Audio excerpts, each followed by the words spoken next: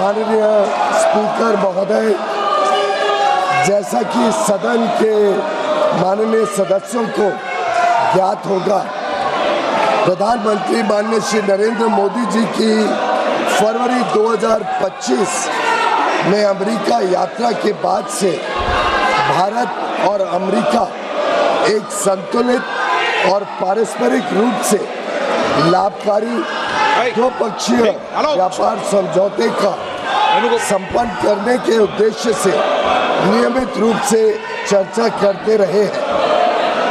इसी को ध्यान में रखते हुए दोनों पक्ष के वार्ताकारों ने पिछले एक वर्ष में विभिन्न स्तरों पर गहन बातचीत की है।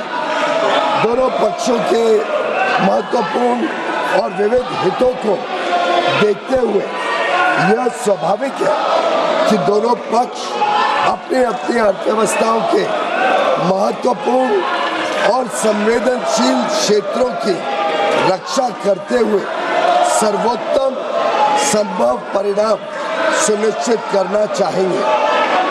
इन वार्ताओं के दौरान भारतीय पक्ष अपने संवेदनशील क्षेत्रों, विशेषकर कृषि और दुग्ध क्षेत्रों के हितों की रक्षा सुनिश्चित करने में सफल रहा है। अमेरिकी पक्ष के भी कुछ ऐसे क्षेत्र थे जो उनके दृष्टिकोण से संवेदनशील थे। लगभग एक वर्ष तक चले कई दौर के विचार विमर्श के बाद दोनों वार्ताकार दल द्विपक्षीय व्यापार समझौते के कई क्षेत्रों को अंतिम रूप देने में सफल रहे।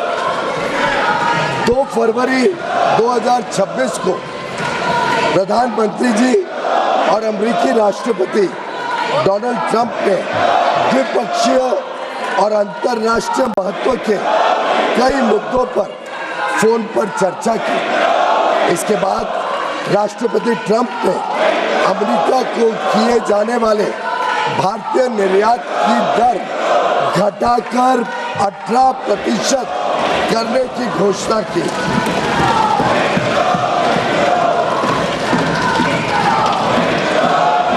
मैं इस बात पर जोर देना चाहता हूं कि यह अमेरिका द्वारा कई प्रतिस्पर्धी देशों पर लगाए गए टैरिफ से कम है, जिससे अमेरिकी बाजार में भारत की निर्यात प्रतिस्पर्धात्मकता में वृद्धि होगी।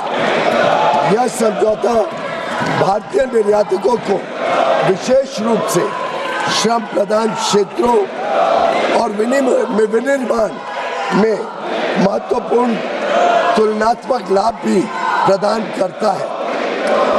मैं इस सम्मानित सदन के समक्ष यह दोहराना चाहता हूं कि खाद्य और कृषि क्षेत्र में भारत की प्रमुख संवेदनशीलता का पूर्णतः ध्यान रखा गया है। साथ ही यह साझेदारी लघु और मध्यम उद्यमी, MSMEs, उद्यमियों, कुशल श्रमिकों और उद्योग के लिए नए अवसर खोलेगी। उन्नत प्रौद्योगिकियों तक पहुंच का सुगम बनाएगी और भारत के make in India for the world, design in India for the world और innovate in India for the world के दृष्टिकोण को साकार करने में सहायक होगी।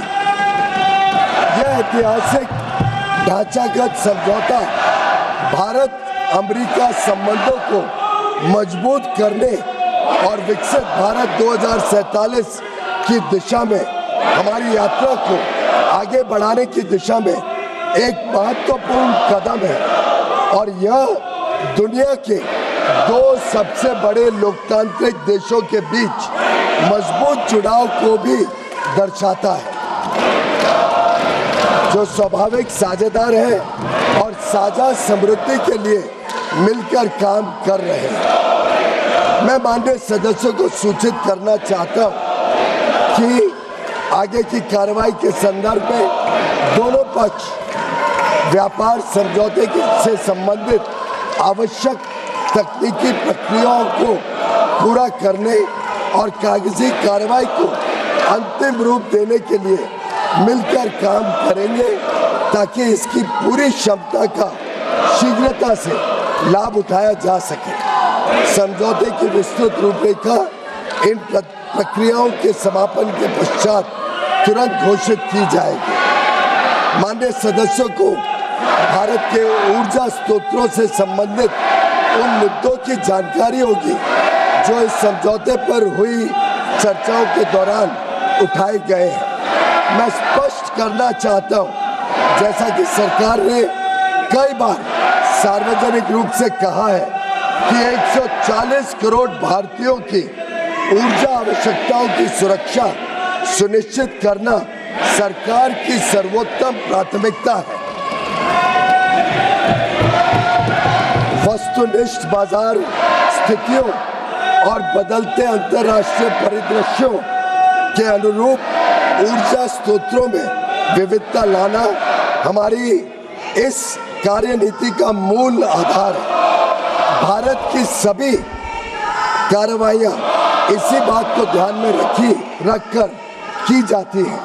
अतः मैं माननीय सदस्यों से इन मुद्दों को समुचित दृष्टिकोण से देखने का आग्रह करता हूं। दोनों देशों के बीच भावी व्यापार अवसरों के संदर्भ में माननीय सदस्यगण इस बात को समझेंगे कि भारत और अमेरिका काफी हद तक एक दूसरे की पूरक अर्थव्यवस्थाएं हैं। जैसे जैसे भारत विकसित भारत के पथ पर अग्रसर हो रहा है, हमें ऊर्जा, विमानन, डेटा केंद्र, परमाणु ऊर्जा आदि सहित कई क्षेत्रों में अपनी क्षमताओं को बढ़ाने की आवश्यकता होगी।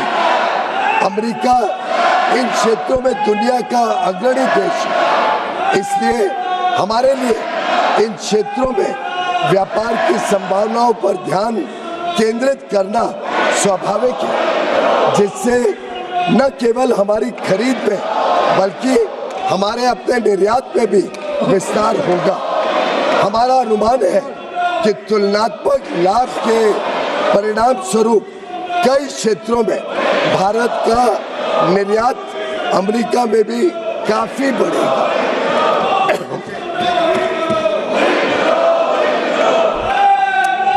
विश्व की सबसे बड़ी अर्थव्यवस्था के साथ यह ढांचागत समझौता जो आने वाले वर्षों में वैश्विक विकास और नवाचार को गति प्रदान करेगा, भारत की जनता एवं राष्ट्र के व्यापक हित में है और देश को बहुत लाभ देगा। यह विकसित भारत और आत्मनिर्भर भारत दोनों को सशक्त बनाता है। हम अपने देश के लिए माननीय प्रधानमंत्री जी के इस दृष्टिकोण को साकार करने की दिशा में निरंतर कार्य करते रहेंगे। धन्यवाद।